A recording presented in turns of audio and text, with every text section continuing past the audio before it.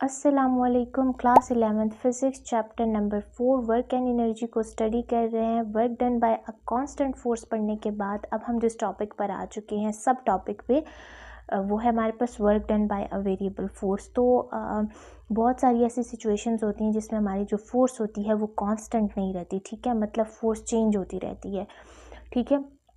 तो ऐसी फोर्स को हम कहते हैं वेरिएबल फोर्स, ठीक है, जो चेंज हो, वेरी करे।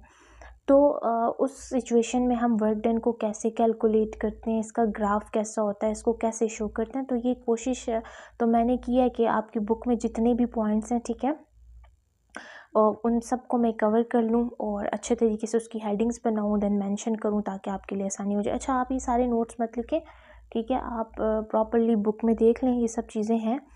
तो आप क्या करें, सिंपली उसको उसके ऊपर हेडिंग्स बना लें, स्टिकी नोट्स लगा के हेडिंग्स बना लें। अगर कुछ पॉइंट्स बीच में नहीं है तो मैंने क्योंकि कुछ चीज़ों को काफ़ी क्लैरिफाई किया है तो उस तरह आसानी भी हो जाएगी याद करने में।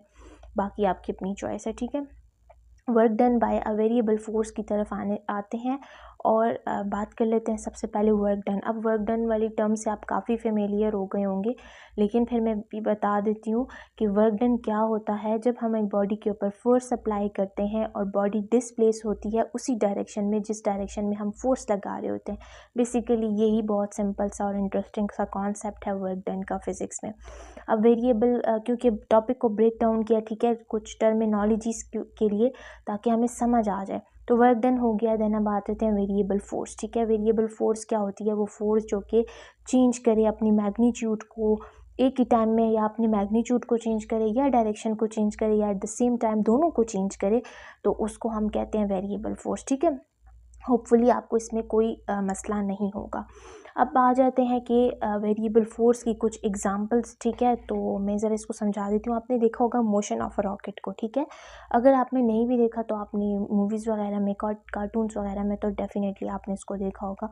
तो मोशन ऑफ अ रॉकेट के बारे में देख लेते हैं कि जैसे रॉकेट मूव करता है ना, अर्थ से ऊपर जाता है, तब भी तो वर्क डन हो रहा होता है। लेकिन आपको ये पता है ना कि जितनी भी बॉडीज़ को हम ऊपर गिराते हैं तो वो नीचे की तरफ आती हैं एक फोर्स की वजह से। वो फोर्स होती है ग्रेविटी, फोर्स ऑफ ग्रेविटी, जिसको ग्रेविटेशनल फोर्स भी बोलते हैं, ठीक है। लेकिन क्या होता है कि जब आप किसी चीज़ को ज़मीन से ऊपर जा रही होती है तो मतलब work done against the gravity होती है। ग्रेविटी का काम उसे नीचे लेके आना होता है, आप उसे ऊपर लेके जा रहे हैं। तो रॉकेट भी क्या कर रहा होता है? ग्रेविटी के खिलाफ जाके काम कर रहा होता है। अब वहाँ पर कौन सा जो फॉर्मूला, कौन सा लॉ यूज़ होता है जो कि आपने पढ़ा हुआ है 9th क्लास में, ग्रेविटेशनल लॉ ऑफ ग्रेविटेशन जिसको बोलते हैं, ठीक है। वो ये कहता है कि जब आप अर्थ से दूर जाते हैं, जब आपका डिस्टेंस ज़्यादा होता जाता है अर्थ से, तो उस टाइम जो फोर्स ऑफ ग्रेविटी है वो कम होती है। इन्वर्स का रिलेशन है ना, अर्थ से दूर जा रहा है रॉकेट, डिस्टेंस ज़्यादा हो रहा है, तो फोर्स ऑफ ग्रेविटी क्या होगी? फोर्स ऑफ ग्रेविटी कम हो जाएगी, ठीक है। लेकिन अब आप अर्थ के करीब हैं तो फोर्स ऑफ डिस्टेंस कम है अर्थ से, तो फोर्स ऑफ ग्रेविटी क्या होगी? आपकी स्ट्रांग होगी, उस ऑब्जेक्ट पे लगेगी, ठीक है। मतलब लगेगी तो डेफिनेटली लगेगी, लेकिन जब डिस्टेंस कम होगा तो फोर्स ऑफ ग्रेविटी जो है वो ज़्यादा होगी। लेकिन अगर डिस्टेंस ज़्यादा है तो फोर्स ऑफ ग्रेविटी जो है वो कम होगी। किस तरह कम होगी? स्क्वायर ऑफ द डिस्टेंस है, ठीक है। कहते हैं as rocket moves away from earth, जैसे ही रॉकेट मूव करता है फ्रॉम अर्थ तो वर्क डन हो जाता है against the force of gravity which vary, जो कि चेंज होता है as the inverse square law, ठीक है। इनवर्स है, इनवर्स रिलेशन है, 1/, की फॉर्म में है, किससे?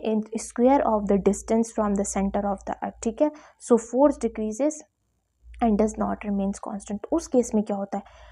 फोर्स क्या होती है? चेंज हो रही होती है, ठीक है। तो उस केस में भी आपकी फोर्स कांस्टेंट नहीं होती, ठीक है ना। तो ये एक एग्जांपल हो गई आपके पास मोशन ऑफ अ रॉकेट की।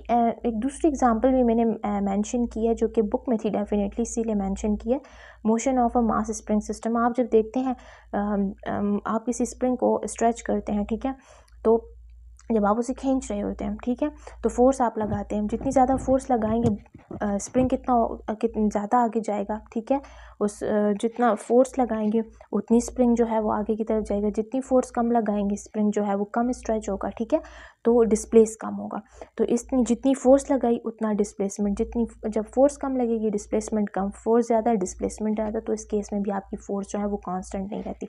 Force exerted by a spring increases with the amount of stretch pulling, so force does not remains constant. अच्छा, यहाँ पर अब आ जाते हैं एक्सप्लेनेशन की तरफ। एक्सप्लेनेशन थ्रू फिगर्स देखेंगे, ठीक है। इस मेथड को, वेरिएबल फोर्स के मेथड को फाइंड आउट करने के लिए आपने क्या करना है कि दो तरह के मेथड्स का यूज़ होता है, ठीक है। उसमें पहला होता है इंटरवल मेथड, दूसरा होता है ग्राफिकल मेथड। इंटरवल मेथड्स क्या होता है वो भी मैं इंटरवल मेथड सॉरी क्या होता है वो भी आपको समझाती हूँ। इसके लिए एक सब हेडिंग मैंने बनाई, पाथ विद वेरिंग फोर्स, ठीक है। अब हमने क्या करना है, एक कर्व पाथ लेना है, ठीक है।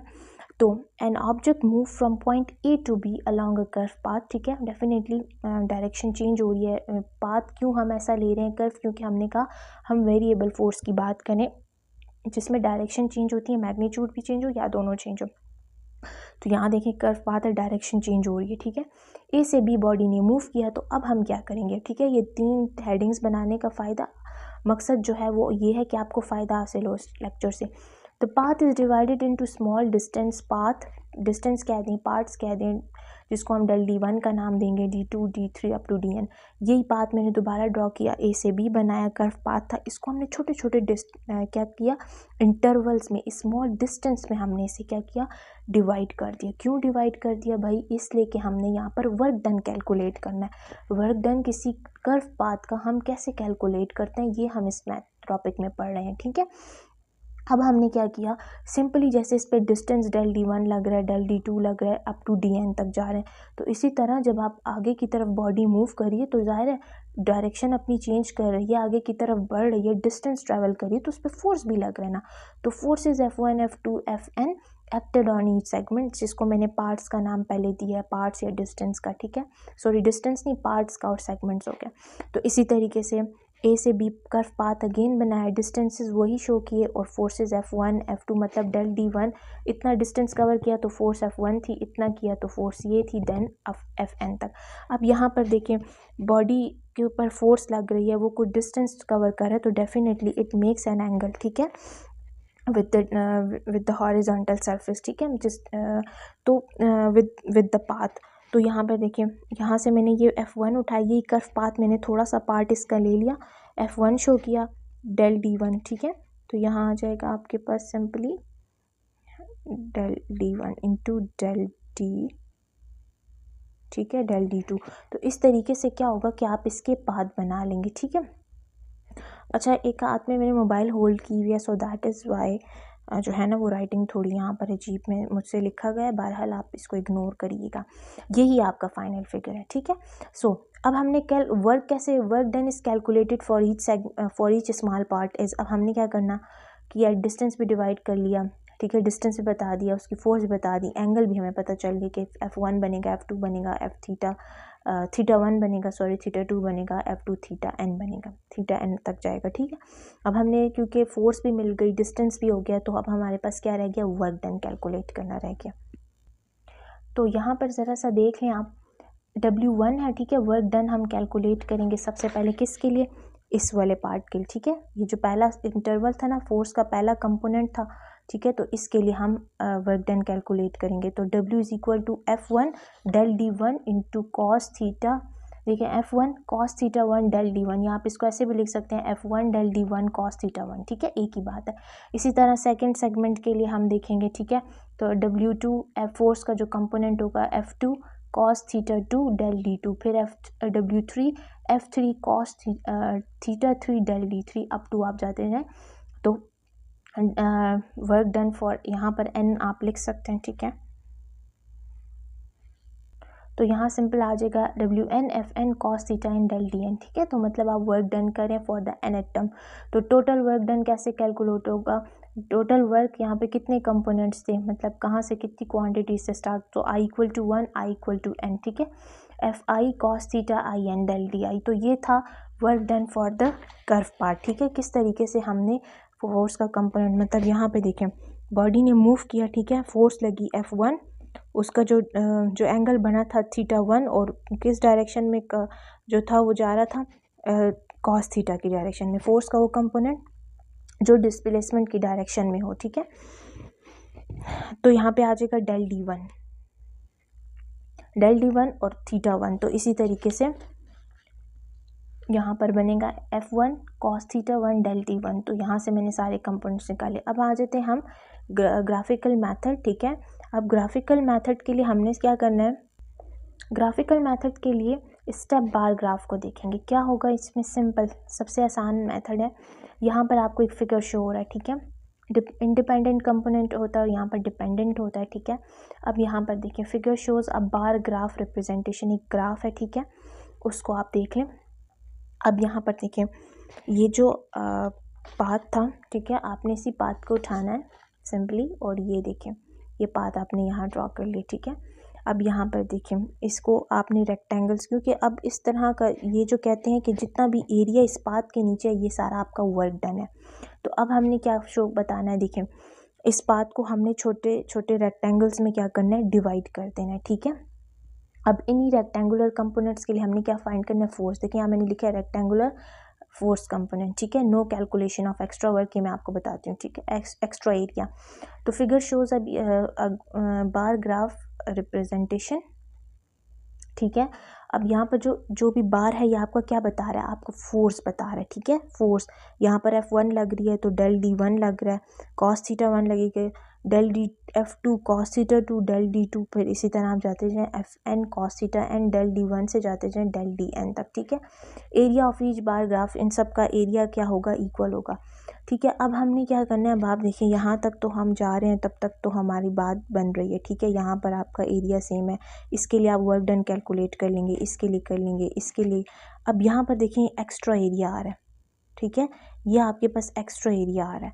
तो इसके लिए हमने क्या करना है, इन ग्राफ, ठीक है, इन एक्स्ट्रा एरिया को, no calculation of extra area, इसको हमने कैलकुलेट ही नहीं करना। कैसे नहीं करना कि हम इस ग्राफ को, क्योंकि हम जितने ज़्यादा अब हमने क्या करना है, सिंपली इसका वर्क डन कैलकुलेट करने के लिए हम क्या करेंगे, adding area is equal to approximate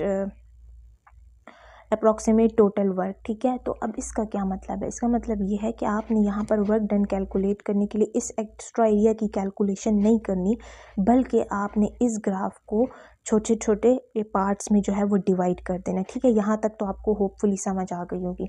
तो यहाँ देखें एक्स्ट्रा एरिया की कैलकुलेशन नहीं करेंगे, ठीक है, ये जो ऊपर एक्स्ट्रा एरिया है इसकी कैलकुलेशन नहीं होगी, बल्कि हम क्या करेंगे, adding area is equal to approximate total work.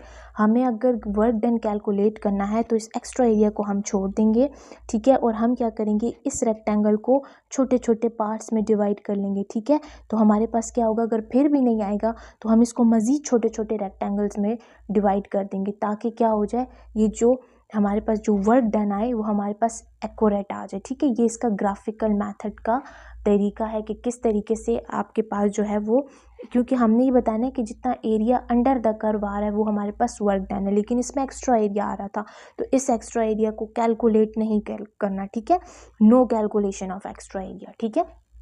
अब आपने क्या करना है, सिंपली वो जो एरिया के अंदर आपने बार्स बनाए थे, ठीक है, मैंने आपको कहा था, जो इन्होंने ये बताया कि जितना भी एरिया होगा अंडर द कर्व वो सारा क्या होगा, आपका वर्क डन होगा, ठीक है। तो सिंपल क्या होगा, यहाँ पर देखिए हमने वो डिविजन्स क्यों की थी, वो जो रेक्टेंगल्स बनाए थे वो क्यों बनाए थे, अब देख लें। स्मूथ कर्व की हेडिंग बना लेंगे, a smooth curve of force versus displacement, वही ग्राफ है, फोर्स और डिस्प्लेसमेंट लिया है। The area under this curve represent accurate total work done, तो ये जितना एरिया इसके अंदर आ रहा है ये सारा आपका वर्क डन है, और ये एक्यूरेट मेथड है। क्यों, क्योंकि हमने उस एरिया को छोटे छोटे पार्ट्स में, छोटे छोटे रेक्टेंगल में फर्दर डिवाइड कर दिया था। क्यों, क्योंकि उन्होंने खुद बताया कि जब ग्राफिकल मेथड हो तो आपने क्या करना है, एक्स्ट्रा एरिया की कैलकुलेशन नहीं करनी, ठीक है, उनको छोटे छोटे पार्ट्स में डिवाइड करना है, ताकि वो जो एक्स्ट्रा एरिया वो नेग्लिजिबल हो जाए और हम लिमिट लगा सकें, ठीक है। अच्छा, अब यहाँ पर देखें, the area under this curve represent accurate total work. अब हमने मोर डिविजन्स, जितनी ज़्यादा आप उसको छोटे छोटे रेक्टेंगल्स में डिवाइड करोगे उतना ज़्यादा एक्यूरेट रिजल्ट आएगा। बात समझ आ रही है। और अब हम इसका वर्क डन कैसे कैलकुलेट करेंगे, जितने छोटे एरियाज़ में आप डिवाइड करेंगे जो एक्स्ट्रा एरिया है वो आपके पास डिक्रीज़ हो जाएगा, इतना कम हो जाएगा कि वो इग्नोरेबल हो जाएगा, ठीक है। इसलिए हम लगाएंगे limit approaches to zero, i equal to 1 i into N, और F I cos theta I del D N. तो होपफुली आपको ये कॉन्सेप्ट जो है वो क्लियर हो गया होगा। अच्छा, ये जो है ना, आपको मैंने अभी जो बताया, जो हमारी पिछली हेडिंग थी, ग्राफ चार्ट बार ग्राफ जो मैंने बनाया था, ये उसी का ही पार्ट है, ठीक है, ग्राफिकल मेथड का। तो होपफुली कि आपको ये कॉन्सेप्ट क्लियर हो गया होगा। और इफ़ अगर कोई प्रॉब्लम होती है तो डेफ़िनेटली आप कमेंट सेक्शन में पूछ सकते हैं, ठीक है। इंशाल्लाह मैं जो है वो इसको क्लियर करूँगी। तो नेक्स्ट वीडियो लेक्चर के साथ मिलते हैं। टिल देन अल्लाह हाफ़िज़।